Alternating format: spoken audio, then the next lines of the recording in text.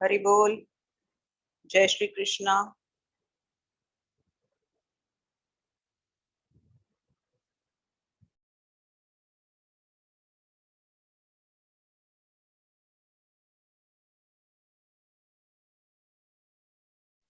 जय श्री कृष्णा। हरि बोल।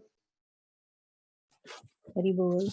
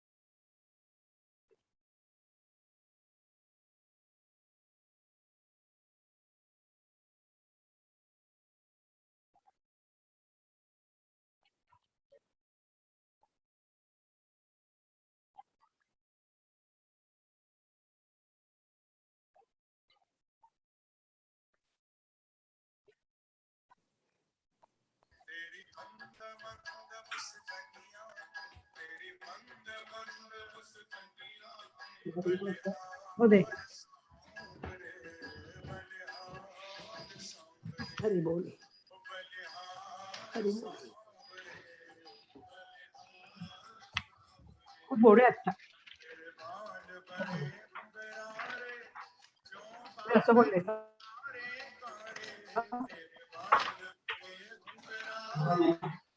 चांगला नाही असं माझं नेहमी म्हणाला गोडे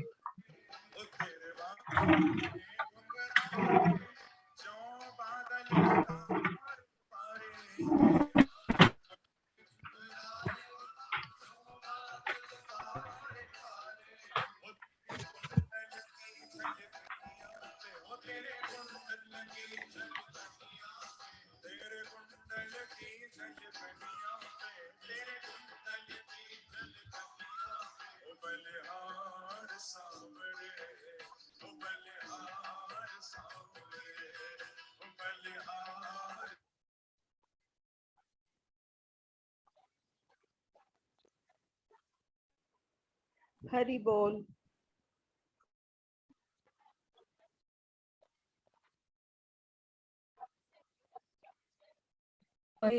वासुदेवाय। ओम नमो भगवते वासुदेवाय।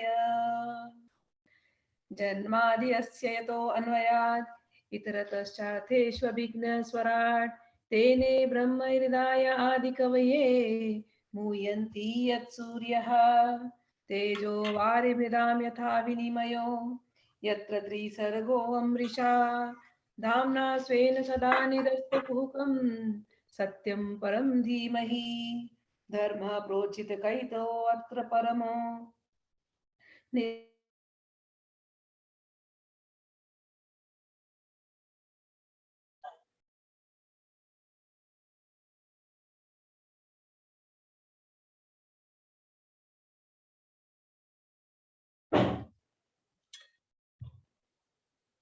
श्रुभिस्तक्षणात् निगमकल्पत्रो गलितं फलं शुकमुखादमृतद्रवसंयुतं पिबत भागवतं रसमालयं मुहुरहो रसिका भुवि भावुकाः यं प्रवजन्तं मनुपेत कृत्यं द्वैपायनो विरह कातराजुभाव आजुहाव पुत्रेति तन्मयतया तर्वोऽभिनेन्दुस् तं सर्वभूतहृदयं मुनिमानतोऽस्मि नारायणं नमस्कृत्य नरं चैव नरोत्तमं देवीं सरस्वतीं व्यासं ततो जयमुदीरयेत् नष्टप्रायेषु भद्रेषु नित्यं भागवत सेवया भगवती उत्तम श्लोके भक्तिर्भवति नैष्टिकी।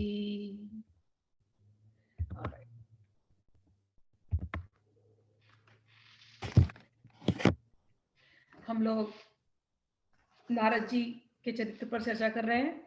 नारद जी व्यासदेव को मिले हैं और नारद जी ने भागवत का निरूपण किया है, आउटलाइन दिया है कि क्या क्या उनको, किस पर उनको बोलना चाहिए, किस पर उनको लिखना चाहिए। और ये भी कहा था कि व्यासदेव, हे व्यास जी, आप समाधि में जाकर के इस चीज को देखिए और उसका निरूपण करिए।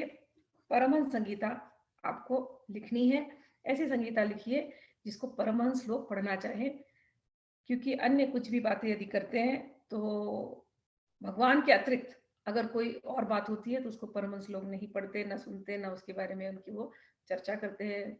संसारी बात हो या कोई अन्य बात हो तो उसको तो वैसा समझते हैं जैसे कौवे के लिए फेंका हुआ कोई जूठन है, उस जगहों पर वो जाते भी नहीं है। तो यहाँ पर हमने कल चर्चा की थी और कुछ लोगों पर चर्चा किया था कि अगर भगवान के चरित्र के बारे में लिखा गया तो महात्मा लोग क्या करते हैं?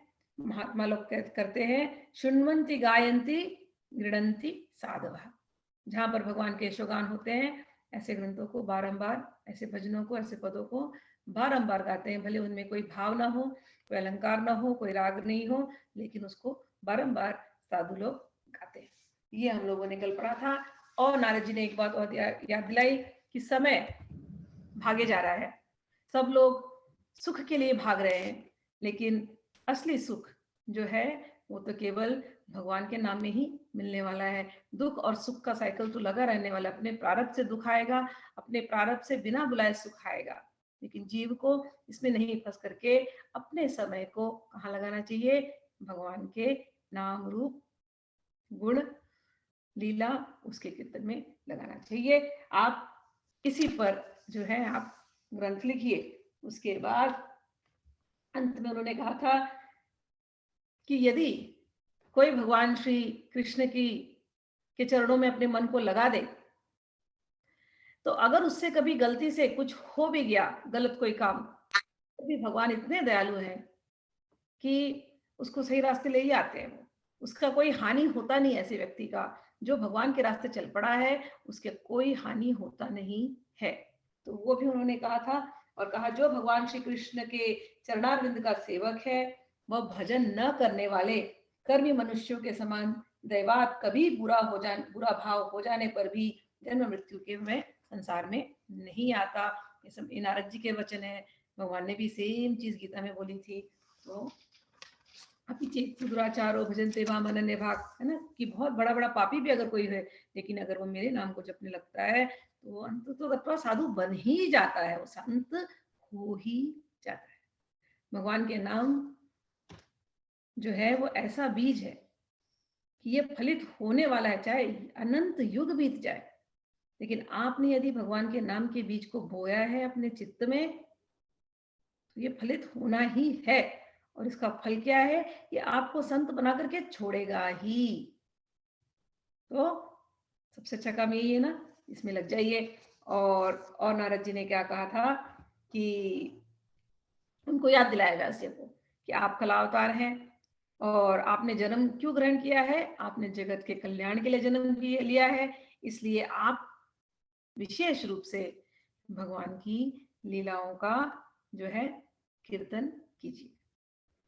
उसके बाद नारद जी ने अपने जन्म के बारे में हमको बताया है कि नारद जी एक द्रुमिल गोप के यहाँ पर पैदा हुए थे। उसके पहले जो थे नारद जी एक गंधर्व थे, उसकी भी स्टोरी आएगी आगे चल करके, आई थिंक 7th कैंटो में, 7वें स्कंद में जाकर के वो आएगी। अभी इस स्कंद में यही स्टोरी बताई है। तो उनकी माता, उनके पिताजी निकल गए थे घर छोड़ करके, उनकी माता जो थी वो संतों की सेवा में लगी थी। फिर एक बार चतुर्मास हुआ और चतुर्मास में सनकादियों की जमात वहां पर आए थे और वो लोग जब सत्संग करते थे तो नारद मुनि छोटे से बालक थे, नारद मुनि वहां पर अच्छे से बैठते थे। चंचल प्रकृति उनकी नहीं थी, जितेंद्रिय थे, अनुवर्ती थे, जो कहते थे वैसा वो फॉलो करते थे। और वो सेवा में वो भी लगे थे, छोटे बालक थे, लेकिन जो भी सेवा संत गण कहते थे, तुलसी तोड़ के ला दो, चंदन घिस के लगा दो, भगवान को ड्रेस पहना दो, या ये जगह साफ कर दो, जो भी सेवा संत लोग कहते थे वो संत सेवा करते थे छोटी सी उम्र में। और अल्पभाषी थे, ज्यादा नहीं बोलते थे, सुनते ज्यादा थे। संतों के सामने जैसी प्रवृत्ति होनी चाहिए उस प्रवृत्ति में वो भगवान के नाम गुण लीला को संतों के चरणों में बैठ करके चतुर्मास उन्होंने श्रवण किया।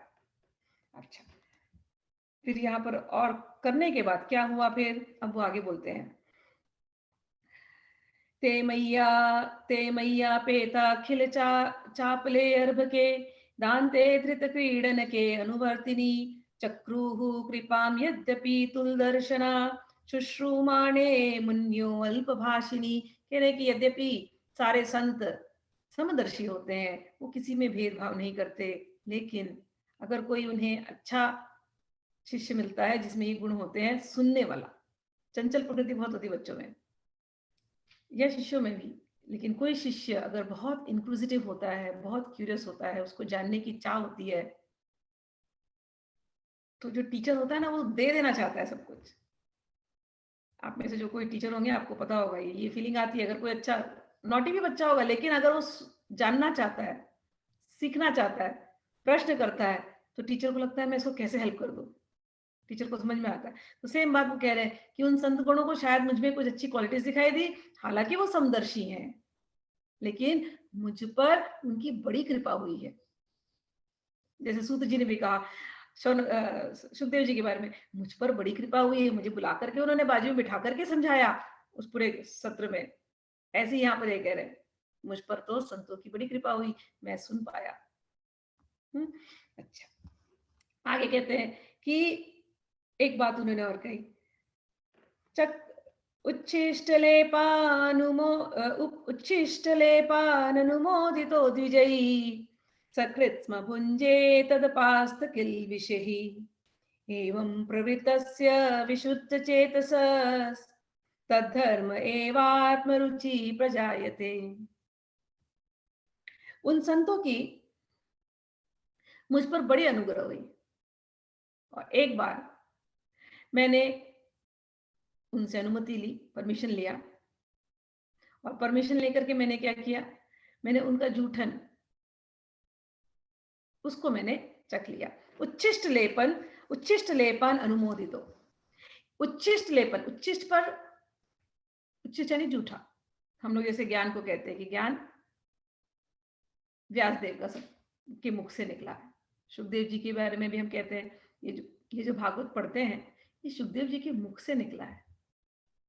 तो सुखदेव जी ने पहले चखा है इसको, व्यास जी ने दिया, सुखदेव जी ने चखा, सुखदेव जी ने चखा, फिर वो प्रसाद हमको दे रहे हैं। तो इसको भी हम उच्छिष्ट कहते हैं। ज्ञान की जो परंपरा चलती है, एक गुरु से दूसरे गुरु प्रदत्त जो ज्ञान की परंपरा है उनके मुख से हम सुनते हैं, तो मुख से निकल रही है ये ज्ञान, तो उसको भी हम उच्छिष्ट ही कहते हैं। तो एक उच्छिष्ट ये हुआ कि संतों के चरणों में बैठना, सुनना, उस ज्ञान को लेना।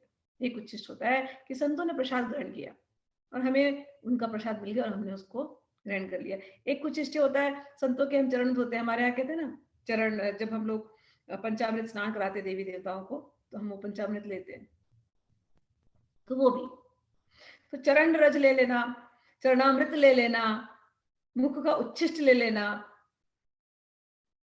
इस सब में एक वाइब होता है। तो इन्होंने कहा कि मुझ पर संतों की कृपा हुई, मैंने उनसे अनुमति ली और मैंने उनके उच्छिष्ट को लिया, और उस उच्छिष्ट की जो कृपा मुझ पर ऐसी हुई, क्या कृपा हुई मुझ पर उच्छिष्ट लेने से? मेरे सारे पाप धुल गए भगवान का उच्छिष्ट लेने से। कौन कौन से उच्छिष्ट? एक तो प्रसादी और दूसरा सत्संग का उच्छिष्ट। ये कोई रोज करता रहे, रोज। अभी हम लोग क्या कर रहे हैं? हम लोग सुखदेव जी की उच्छिष्ट ले रहे हैं, हम लोग व्यासदेव जी की उच्छिष्ट ले रहे हैं। ये रोज हम करते रहे तो क्या हो जाएंगे? धीरे धीरे सारे पाप धुल जाएंगे, जैसा नारद जी को हुआ। और पाप धुलने से क्या हो जाएगा? हृदय शुद्ध हो जाएगा। और जैसा ये लोग, नारद जी कहते हैं, जैसे वो साधु जन पूजन करते थे, बिल्कुल मैं उनका अनुवर्तन करने लगा, मैं भी वैसे ही भगवान श्री कृष्ण की पूजा करने लगा। फिर आगे कहते हैं, जैसा वो लोग पद गाते थे, जैसा वो लोग लीला गान गाते थे, मैं भी धीरे धीरे उनसे सीखने लगा और मैं भी उन पदों का गायन करने लगा, मैं भी उन भजन का गायन करने लगा। वो जो कृष्ण की मनोहर कथाएं सुनाते थे, मैं उनको ध्यान से सुनने लगा। क्या क्या हो रहा है? कथाएं सुननी हो रही है, पद का गायन हो रहा है, पद के भावों को वो सुन रहे हैं और कहते हैं ऐसी कथा कहने से, सुनने से, सुनते सुनते सुनते क्या हुआ? मेरे अंदर भगवान के प्रति रुचि पैदा हो गई। बोलते ना लोग कहते रहे भगवान में मन नहीं लग रहा। ये नॉर्मल प्रश्न है सबका। बहुत कोशिश करते हैं, मन नहीं लग रहा। क्यों नहीं लग रहा? क्योंकि आप भगवान की कथाएं सुन नहीं रहे। मन किस में लग रहा है अभी आपका? संसार में लग रहा है। क्यों लग रहा है संसार में? क्योंकि संसार की कथाएं सुन रहे हैं। आप जो कथाएं सुनेंगे आपका मन उसी तरफ जाएगा। आपको मेडिटेट करना है, ध्यान करना है, तो ध्यान करने के लिए वो भूमिका आपको बनानी पड़ेगी पहले से ही। आप दिन भर संसार में अपने मन को लगाए रखेंगे, फिर सोचेंगे अब रात को 1 घंटा मैंने ध्यान करूंगी, नहीं होने वाला। दिन भर काम करना है, लेकिन एक इंद्रिय को भगवान की कथा में लगा करके रखना है। और सबसे आसान इंद्रिय जो है भगवान को कथा में लगाना, वो अपनी श्रवण इंद्रिय। कान में लगा लो, सुनते रहो। ठीक, तो नारद जी कहते हैं, श्रद्धा पूर्वक उन पदों का गायन करते करते, उनको सुनते सुनते मेरे अंदर भगवान के प्रति रुचि पैदा हो गई।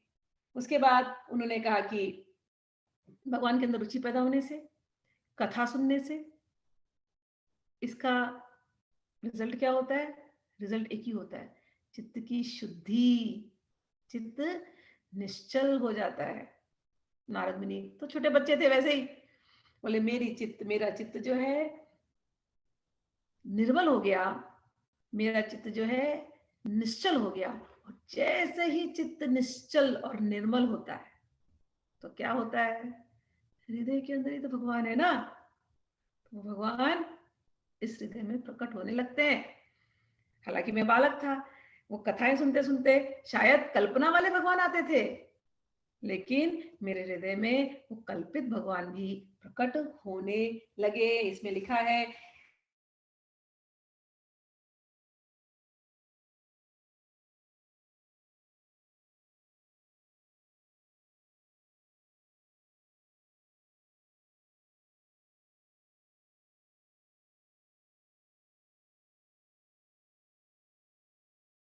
संतों के मुख से सुनने से यहाँ संतों का पर लिखा है कि बाद से भी मिस्ड एवरीथिंग। लिखते हो। महामुने, जब भगवान में मेरी रुचि हो गई तब उन मनोहर कीर्ति प्रभु में मेरी बुद्धि निश्चल हो गई। उस बुद्धि से मैं इस संपूर्ण सत और असत रूप जगत को अपने परब्रह्म स्वरूप आत्मा में माया से कल्पित देखने लगा। तो वहां पर उनकी प्योरिटी हो गई माइंड की। और कहते हैं उसके बाद ये चतुर्मास, शरद ऋतु के 2 महीने और वर्षा ऋतु के 2 महीने, इस महीने में मुझे इन संतों ने खूब ज्ञान दिया। और जैसे ही ये ऋतु खत्म होने आ गई, संतों ने कहा अब हम जाएंगे। जब चतुर्मास खत्म हुआ, अब कहे हम जाएंगे। बड़े दुखी हो गए नारद जी।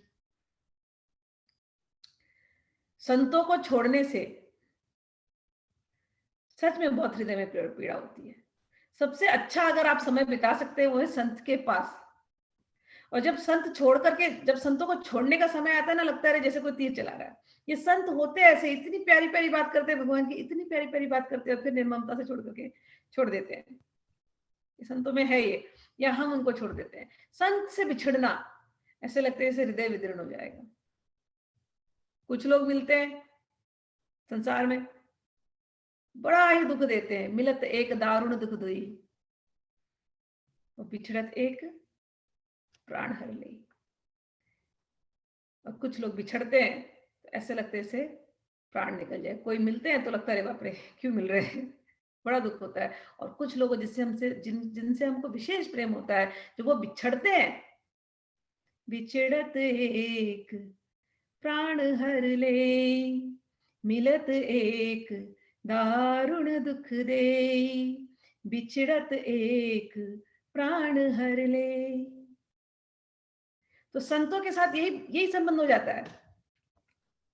जब मैं अपने बाबा जी को मिली थी, बाबा भूतनाथ जी को, 10 दिन बांद्रा, खार बांद्रा में, वहां पर वो आए थे। पूरे दिन इंतजार कराते थे मिलने के लिए मुझे। मतलब मैं उस समय 12th पास किया था मैंने, तो अराउंड 17 ईयर्स 18 ईयर्स एज थी मेरी। तो मैं उनसे मिलने गई थी। 10 दिन भर इंतजार कराते, शाम को मुझे मिलने बुलाते, और मिलने वाले बहुत आते थे उनको। लेकिन शाम को जो वो 1 घंटा जब मिलती, तो जो आनंद, जो पूरे दिन की थकान मिट जाती। संत क्या होता है, वो बाबा भूतनाथ जी थे। मतलब वो साक्षात, मैं अगर कहूँ, मैं अतिशयोक्ति नहीं, वो साक्षात शिव का वो अवतार थे। वो चमत्कारी, ऐसे चमत्कारी कि क्या कहूँ। देखा, वो चमत्कार देखा तो लगा हाँ स्पिरिचुअल वर्ल्ड। अगर मैं आज किसी को बोलती हूँ, मेरे बच्चों को भी बोलती हूँ, तो बोलते mummy you talk like as if it is some Harry Potter story, कोई हैरी पॉटर की कहानी बता रहे हो। बट नहीं, मैंने सच में देखा है। मुझे तब जाके पता चला संत क्या होते हैं, महात्मा क्या होते हैं, सिद्ध क्या होते हैं। मुझे बाबा भूतनाथ जी को देखने के बाद पता चला। अगर मैंने उनका दर्शन नहीं किया होता तो शायद मैं भी इतने संतों के प्रति आकर्षित नहीं होती। 10 दिन बीता और 9वें दिन जाकर के मैंने उनके सामने बोला, बाबा जी आप कृपा करके मेरे घर आइएगा, मैं आपको ले जाना चाहता हूँ। आप जाने के पहले आप मेरे यहाँ आएंगे।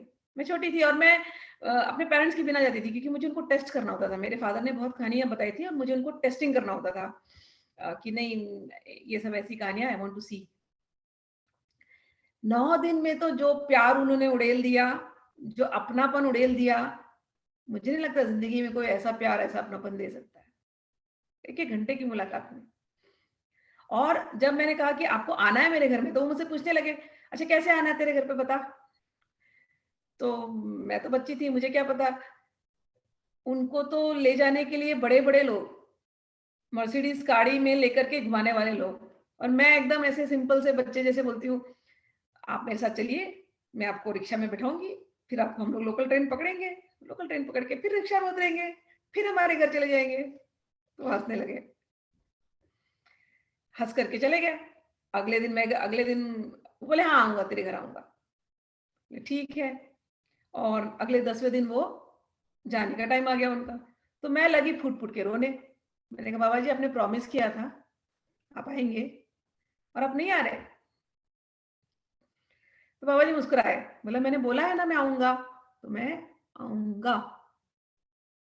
बोले ठीक है। उसके बाद मैं कहती हूँ वो तो लखनऊ चले गए, लेकिन ऐसा कोई दिन नहीं था कि बाबा जी मेरे साथ होते नहीं थे।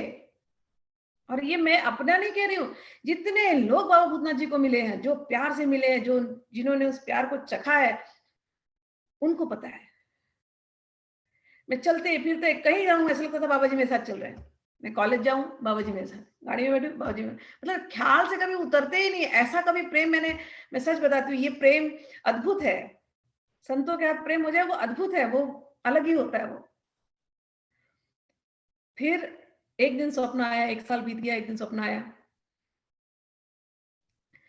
सपने में देख रही हूँ कि बाबा जी घर में आए हैं और खूब भोज भंडारा हो रहा है और खिला पिला रहे हैं और मैं बहुत प्रसन्न हूँ। फिर सुबह उठी, सुबह उठ करके मैंने मेरे पिताजी से कहा, पापा आज तो मैंने सपने में बाबा भूतनाथ जी को देखा, अपने घर में आए थे और खूब भोज भंडारा हो रहा है।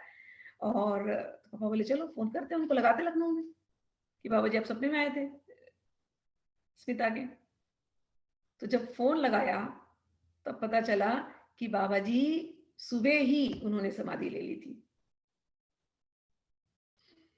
फुट फुट के रोई हूं मैं, सब रोने लगे। अभी बाबा जी चले गए, अब उनको शरीर रूप में हम देख नहीं सकते, लेकिन संतों की जो प्रॉमिस, जो मैं कह रही हूं ना कि बिछड़त एक प्राण हर ले। तो ये जो नारद मुनि जो कह रहे हैं कि जब संत जाते हैं तो ऐसा लगा कि क्या हो जाएगा पता नहीं, उस समय लगता है संसार में कुछ है नहीं। जब गुरुजन जाते हैं जीवन से तो लगता है संसार खाली, लेकिन संत कभी छोड़ते नहीं। जैसे मैंने अभी आपको बाबा जी का बताया, उन्होंने प्रॉमिस किया था तो उन्होंने अपना प्रॉमिस निभाया। स्वप्न में आकर के वो जो घर में भंडारा हुआ है, वो अभी भी आपसे कहती हूँ, मुझे लगता है स्वप्न नहीं हो सत्य है। मुस्कुराते हुए प्रॉमिस जो की उन्होंने किया, एक ही मुलाकात में कोई दिल ले ले, वो होते संत जन, वो होते गुरुजन। तो ये जो नारद मुनि कह रहे हैं, मैं इसको रिलेट कर पाती हूँ।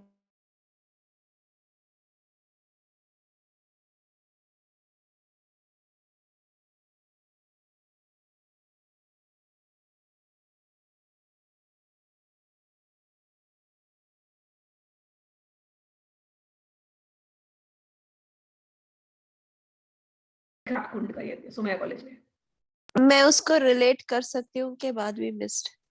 हाँ बोल रहे हो कि ये जब संत जाते हैं तो कितनी हृदय में पीड़ा होती है।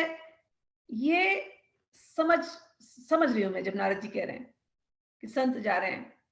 संतों ने कहा अब हम जाएंगे, चतुर्मास खत्म हो गया। तो नारद जी कहने लगे मुझे भी आप ले लीजिए अपने साथ, मैं क्या करूंगा आपके बिना। 4 महीने से आपकी सेवा में लगा हूं, मुझे अब और कुछ पता ही नहीं है, मुझे आपकी सेवा करनी है, कृपा करके मुझे आप ले चलिए अपने साथ। संतों ने कहा नहीं, तुम्हारी माता क्या करेगी तुम्हारे बिना, तुम ही एक अकेले उनके संतान हो इस समय पर, तुमको लेकर के उनकी बहुत अपेक्षाएं हैं, तुम बड़े होकर के उनका सहारा बनोगे, ऐसे सब सपने देख रही है वो। तो हे नारद, तुम्हें तो हम नहीं ले जा सकते। नारद रोने लगे, नहीं नहीं आप ऐसा क्यों कर रहे हैं। तब महात्माओं ने उनको संतावना दी, कहा कि देखो नारद, चिंता मत करो, आगे चल करके तुम्हारी माता की आयु कम है, माता तुम्हारी अल्पायु है, वो नहीं रहेंगी। हाँ, जाने के पहले हम तुम्हें मंत्र देते हैं, तुम इस मंत्र को निरंतर जाप करते रहना। तब कह रहे हैं कि इस प्रकार अब शरद और वर्षा इन 2 ऋतुओं में तीनों समय उन महात्मा मुनियों ने श्री हरि के निर्मल यश का संकीर्तन किया और मैं प्रेम से प्रत्येक बात सुनता रहा। अब चित्त के रजोगुण और तमोगुण को नाश करने वाली भक्ति का हृदय में प्रादुर्भाव हो गया। बहुत इंपॉर्टेंट बात है।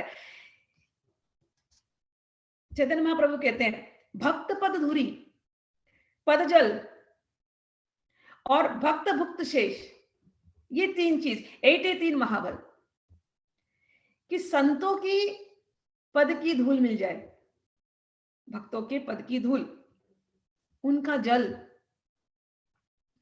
और भक्त भुक्त शेष, उनकी उच्छिष्ट, ये किसी को मिल जाए, बस यही 3 महाबल। वल्लभाचार्य को किसी ने पूछा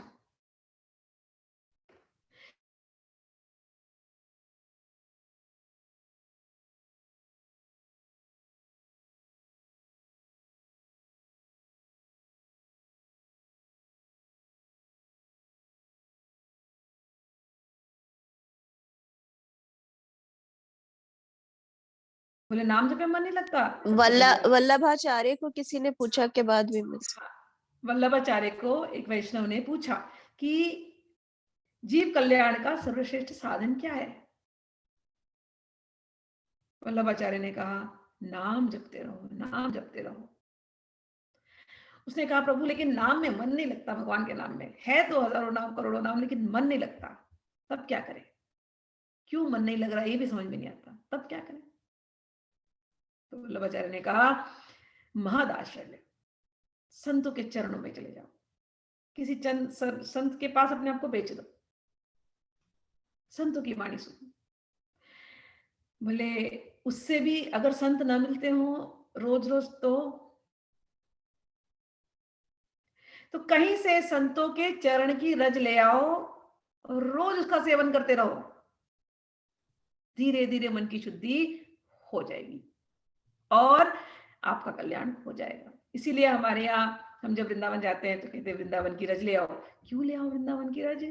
अरे वृंदावन ऐसा स्थान है, हजारों हजारों संत कब से एक सिद्ध संत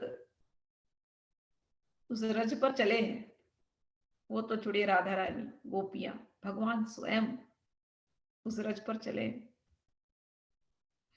इसलिए हमारे यहाँ कहते हैं रज ले आओ। हम यहाँ दूर बैठते हैं अमेरिका में, चाहे इंडिया में अलग अलग स्टेट्स में आप लोग बैठे, कभी वृंदावन जाना, थोड़ी सी रज एक डब्बी ले आना, रोज उसको थोड़ा सा चख लेना या अपने माथे पे लगा लेना। बस इतना भी यदि करेंगे कोई तो कहते हैं आपका कल्याण हो जाएगा। ठीक, करने से क्या होता है? रज के सेवन से या उच्छिष्ट के सेवन से या सत्संग से क्या होता है? ये होता है कि आपके अंदर जो रजोगुण है, जो तमोगुण है, ये सर्वथा समाप्त हो जाता है।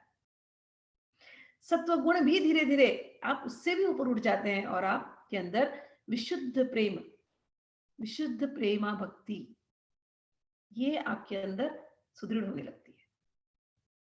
तो यही चीज यहां पर बता रहे हैं। अच्छा, अब कहते हैं, आगे बोलते हैं तस्यैवं मे अनुरक्तस्य प्रशीतस्य हतैनसः श्रद्धादानस्य बालस्य दान्तस्य अनुचरस्य च।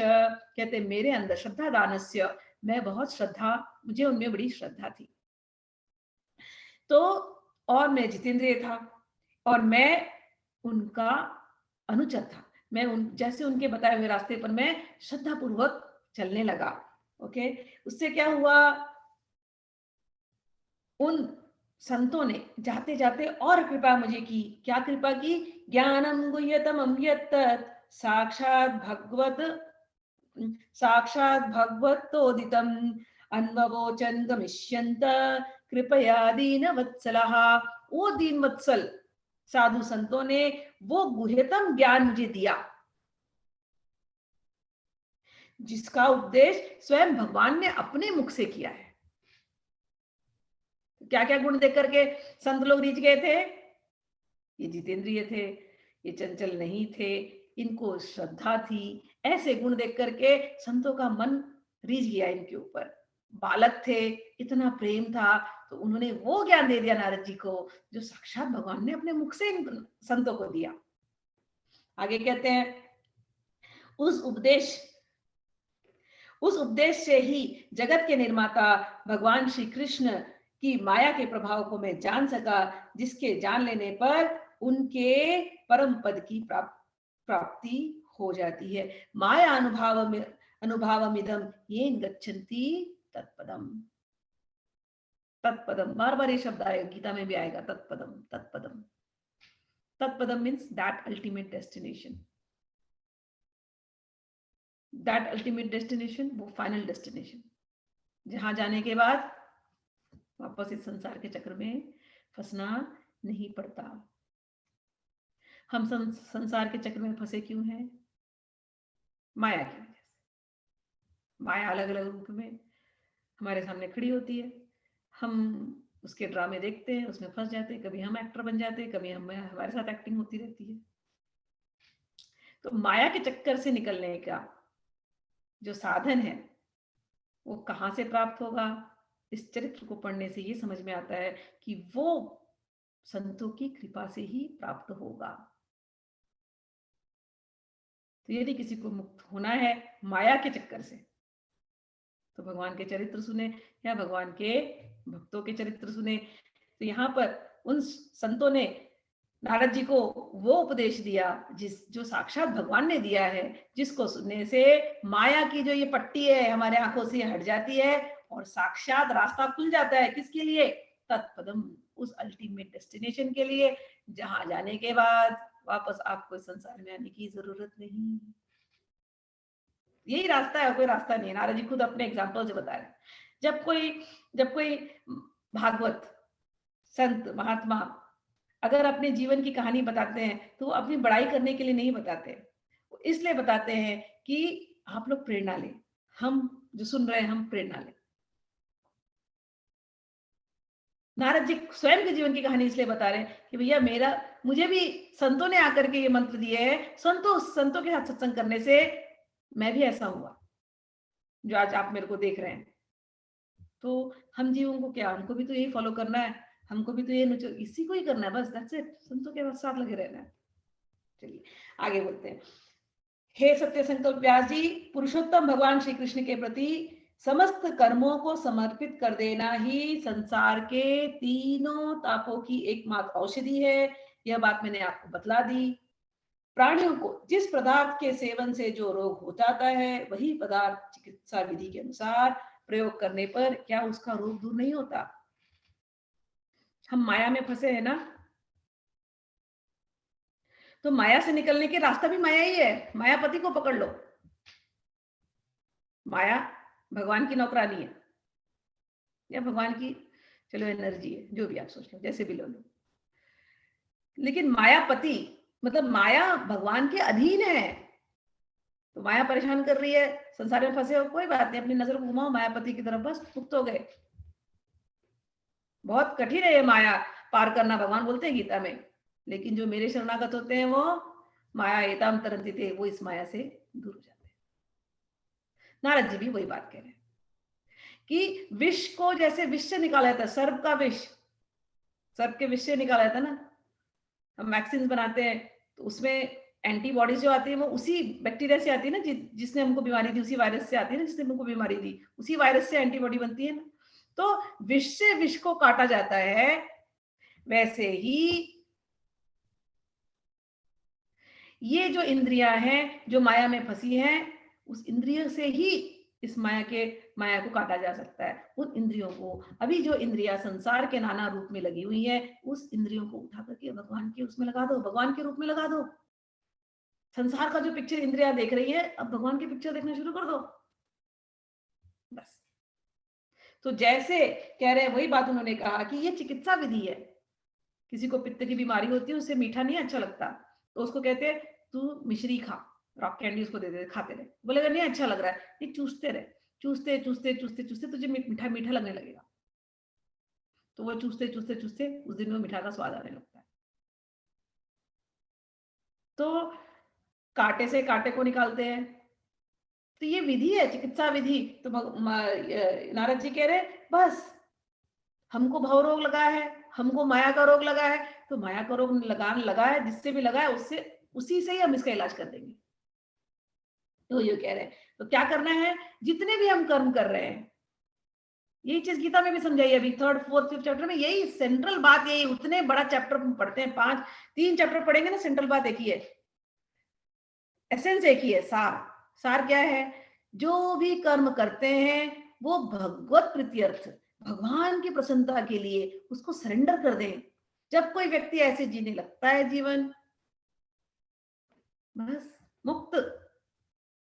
हर काम को क्या करना है, भगवान के लिए सरेंडर कर देना है। अभी क्या कर रहे हैं, हर कर्म किसके लिए कर रहे हैं, अपनी खुशी के लिए। अभी सारे कर्म अपने प्रसन्नता के लिए, अगर नहीं मिलता तो दुख होता है, मिलता है तो बड़ा अच्छा लगता है। अब ये जो कर्म हम कर रहे थे, अब किसके लिए करना है, भगवान की प्रसन्नता के लिए। तो ना हमारा दुख है ना हमारा सुख है, सब कुछ भगवान का। ठीक, वो ये कह रहे हैं कि यद्यपि सभी इसमें आता है एवं नृणाम क्रिया योगा सर्वे संस्कृति हेतवः त एव आत्म विनाशाय कल्पिन्ते कल्पिता परे। इस प्रकार यद्यपि सभी कर्म मनुष्यों को जन्म मृत्यु संसार के चक्र में डालने वाले हैं, सभी कर्म डालने वाले हैं, तथापि जब वे भगवान को समर्पित कर दिए जाते हैं तब उनका कर्मपना नष्ट हो जाता है। सिंपल सॉल्यूशन दिया है, वेरी सिंपल। कर्मों की थियोरी यस बांधने वाली है, अच्छे कर्म फल में बांधते हैं, बुरे कर्म फलों में बांधते हैं, लेकिन भगवान के लिए करे गए कर्म आपको बांधते नहीं है, आपकी मुक्ति का साधन बन जाते हैं। ये वो कहते हैं इस श्लोक में जो शास्त्रविद कर्म भगवान की प्रसन्नता के लिए किए जाते हैं, उन्हीं से पराभक्ति युक्त ज्ञान की प्राप्ति होती है। उस भगवत अर्थ कर्म के मार्ग में भगवान के आज्ञा अनुसार आचरण करते हुए लोग बार बार भगवान श्री कृष्ण के गुण और नामों का कीर्तन तथा स्मरण करते हैं। इसलिए उनको अब मंत्र दिया, जो मंत्र दिया था संतों ने जाने के पहले, उनको कर्म का क्या थियरी है वो बता दी, फिलॉसफी क्या करना है, सारे कर्मों को भगवान के लिए समर्पित करना है। दूसरा क्या करना है, ऐसे करते करते भगवान के नामों का श्रवण करना है, कीर्तन करना है, स्मरण करना है। जब हम ऐसा करेंगे तो क्या हो जाता है, चित्त की शुद्धि हो जाती है। बस चित्त की शुद्धि होगी तो भगवान के दर्शन हो जाएंगे। तो मंत्र क्या दिया उनको, मंत्र दिया ये चतुर्व्यूहात्मक, नमो भगवते तुभ्यं वासुदेवाय धीमहि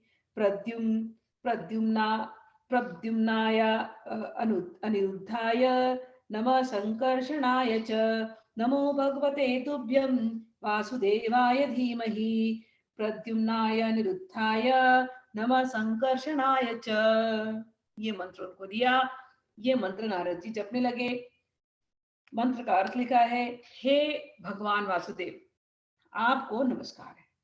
वासुदेवाय धीमहि, हे वासुदेव हम आपका ध्यान करते हैं, और आपके साथ साथ प्रद्युम्न, अनिरुद्ध और संकर्षण, इनको भी हमारा नमस्कार है।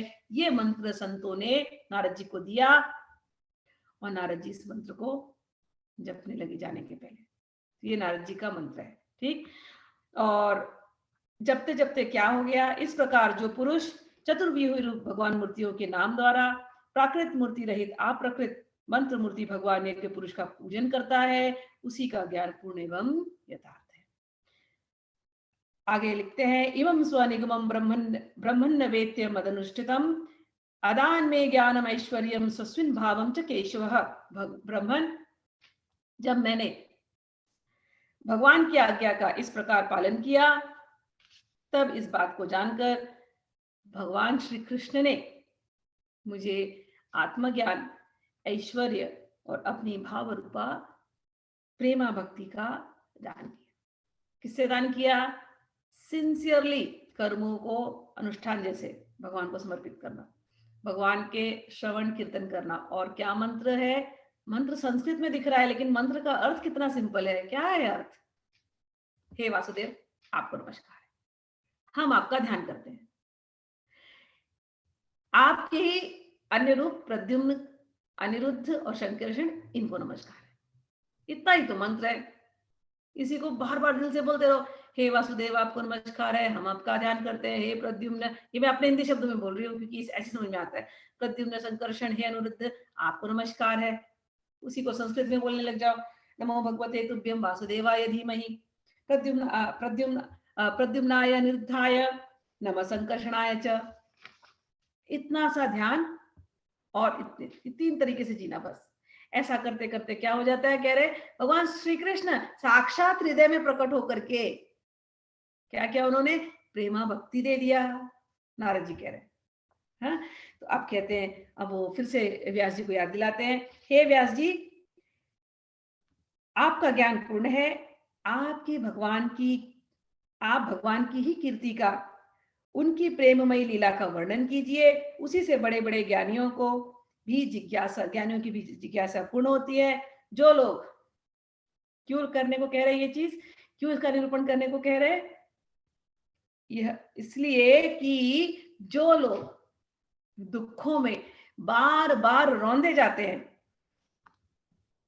उनके दुख की शांति के लिए इसका आप निरूपण कीजिए। भगवान की लीलाओं को आप उनका गुणगान कीजिए, समाधि में जाइए और उसको आप देखिए और उस हिसाब से आप उसका गुणगान कीजिए। दुख से निकलने का सबसे सरल रास्ता यही है, भगवान के नाम का स्मरण, संतों का संग और अपने सारे कर्मों को भगवान के प्रीत्यर्थ समर्पित कर देना। आज ये क्लास यही एंड करते हैं। इति श्रीमद्भागवते महापुराणे पारमहंस्यां संहितायां प्रथम स्कंदे व्यास नारद संवादे पंचमो अध्यायः संपूर्णम। आगे का हम लोग नेक्स्ट क्लास में शुरू करेंगे। किसी को कुछ प्रश्न है तो पूछ सकते हैं, नहीं तो आज एंड करते हैं।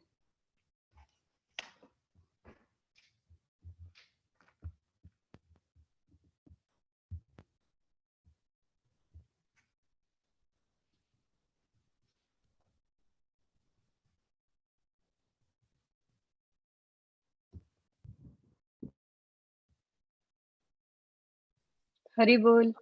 हाँ हरि बोल।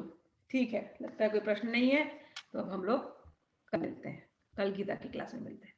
चलिए, 3 चीज आप लोग याद रखना, अपने कर्मों को भगवान को सरेंडर करना, दूसरा हरिनाम लेते रहना, सत्संग सुनते रहना, ठीक है, और ये संतों का उच्छिष्ट लेना, इसको आप अपने जीवन में उतार लो।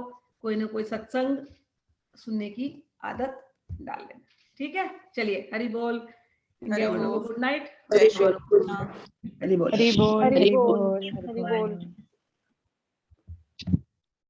हरि बोल। हरि बोल। हरि बोल। हरि बोल।